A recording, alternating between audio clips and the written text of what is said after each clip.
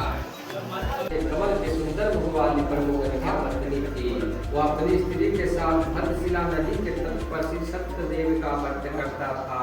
उसी समय वहाँ पर एक बनिया आया के लिए बहुत से धन से परिपूर्ण नाव को नदी के तीर पर लगाकर आप तट पे उतर गया और राजा को व्रत करता हुआ देव नर्मदा से पूछने लगा।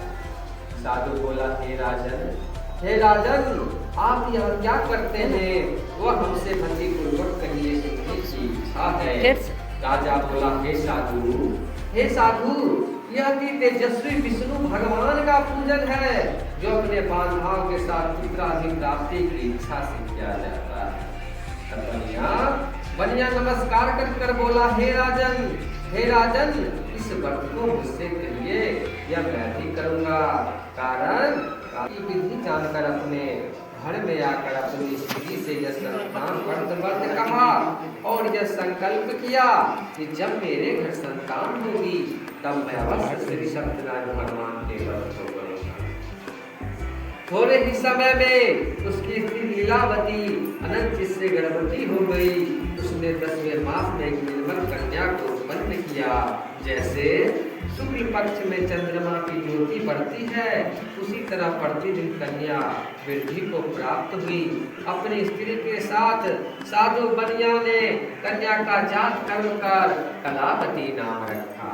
प्रेम से बोलिए श्री सत्यनारायण भगवान की जय।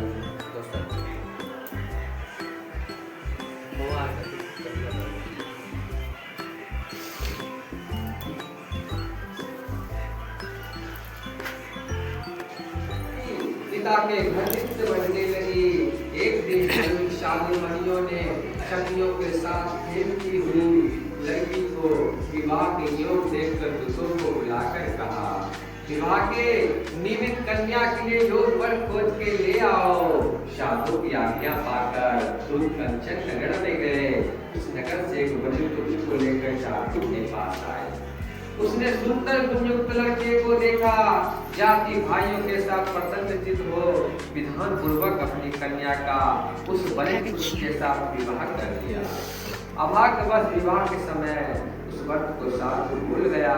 तब सत्यनारायण जी क्रोधित हो गए। प्रेम से बोली श्री सत्यनारायण भगवान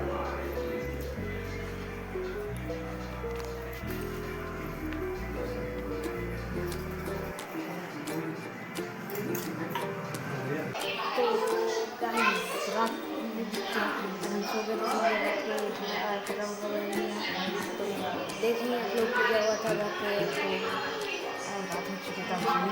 थैंक्स फॉर वॉचिंग।